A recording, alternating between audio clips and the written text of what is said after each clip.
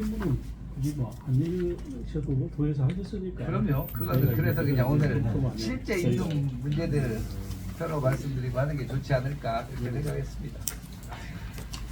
하루에 몇 시간이나 뛰세요? 뛰는 거요? 보통 빨리 나올 때 6시에 나올 때도 있고요. 한 7시 정도 나와서 11시, 12시 정도. 예. 그러니까 12시간, 19시간.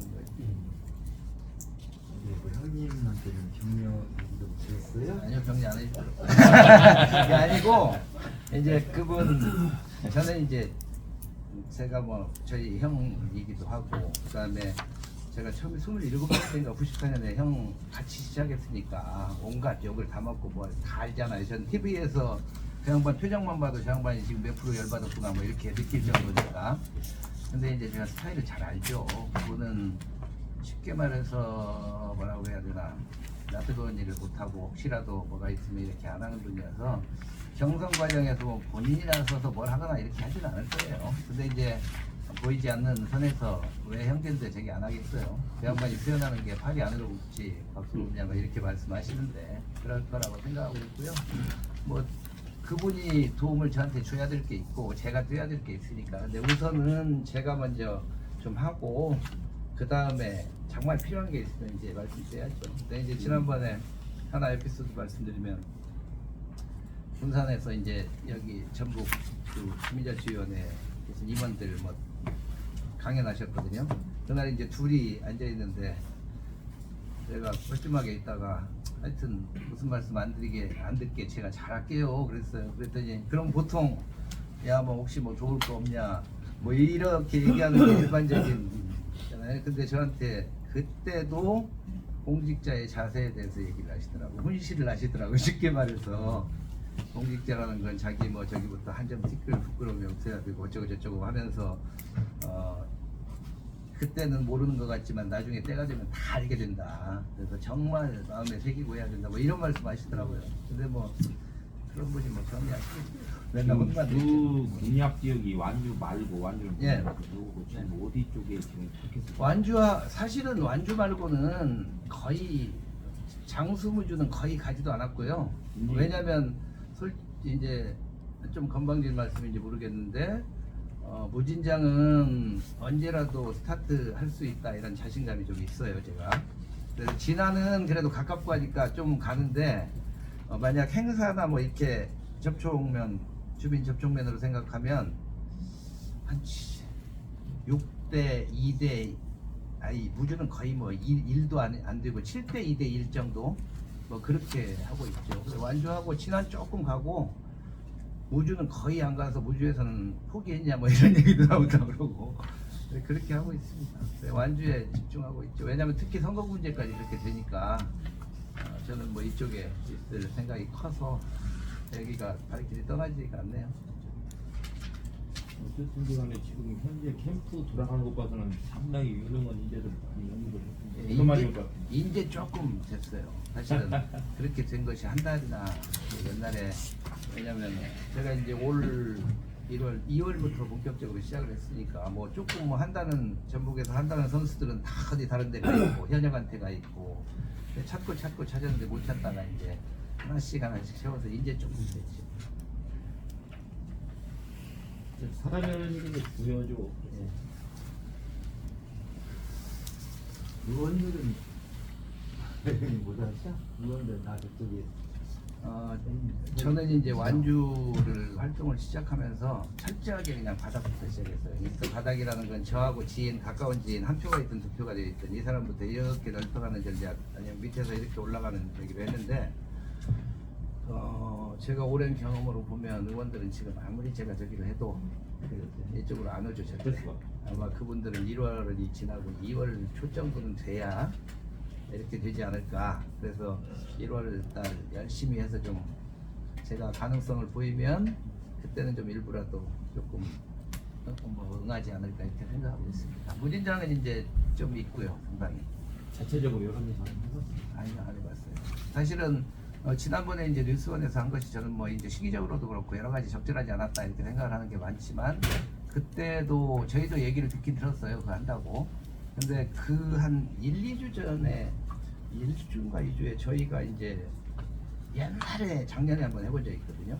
거기에다가 야 좀 한번 해보자 했더니 안 심어놨다고 뭐하고 이런 것이 너무 시간도 많이 걸리고 그 다음에 그 일반 전화로 하면 자기들이 도저히 전샘플을 못 채운다 그래서 못하겠다 해가지고 그냥 포기했었거든요. 근데 못 해봤고 그걸 그래서 뉴스원 할 때 저희는 아무런 대비를 안 했어요. 그냥 있는 그대로 보자.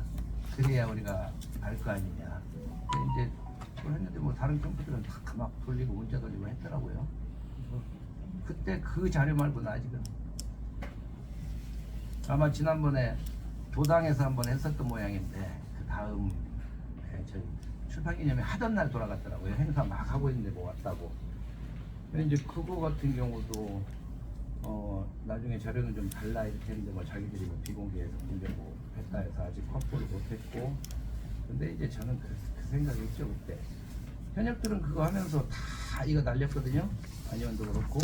근데 그렇게 해서 하는 걸 왜 했을까도 모르겠고 그런 여론조사가 무슨 의미가 있나 모르겠고 그런 면이 있죠. 아직 못해가지고 그냥 목표만 뭐 1월 한 둘째 주 정도 되면 어딘가는 하겠지. 그러면 완주에서 하여튼 최소 20%는 넘겨야겠다. 그게 이제 목표죠. 25% 정도가 이제 최종 목표입니다. 획정이 이대로 가거라 아는 지난 뭐 이쪽으로 약간 뭐 네. 바뀐다 하면 네. 그 지금 시즌 가산점 29% 예, 있으시죠? 예, 예.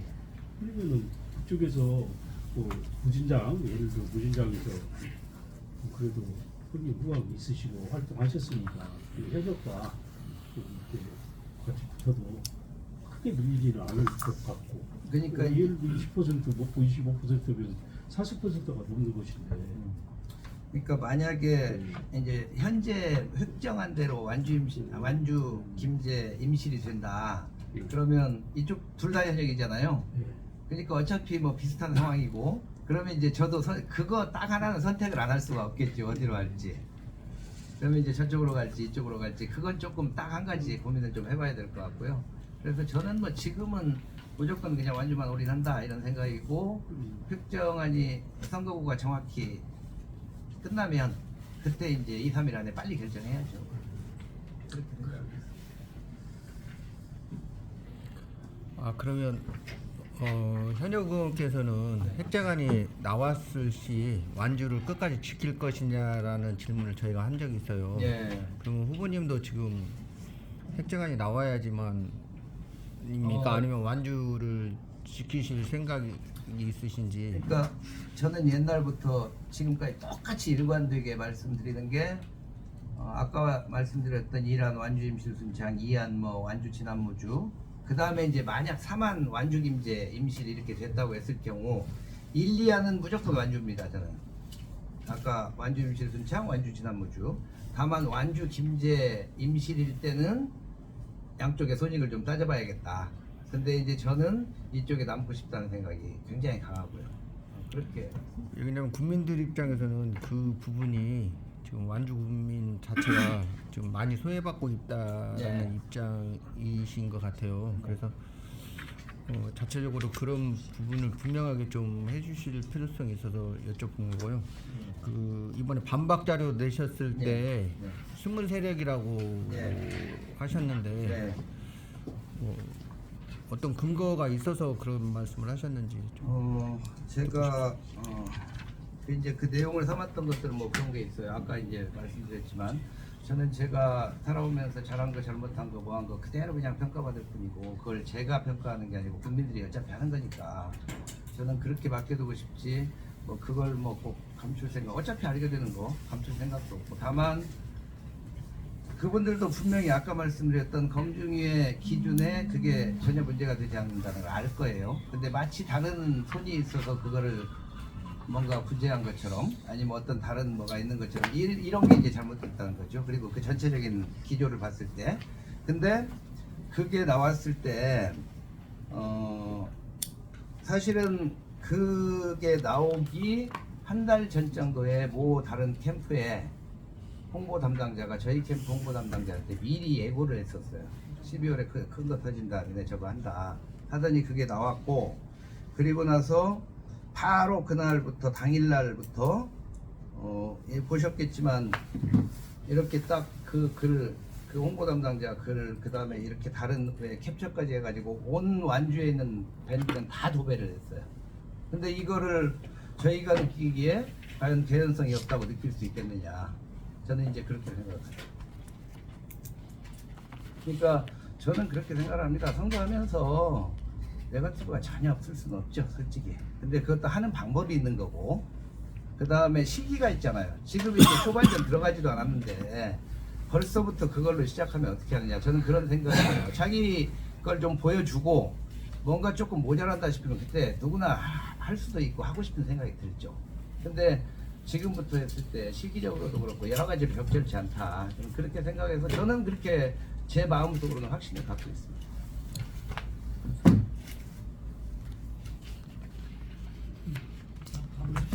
예.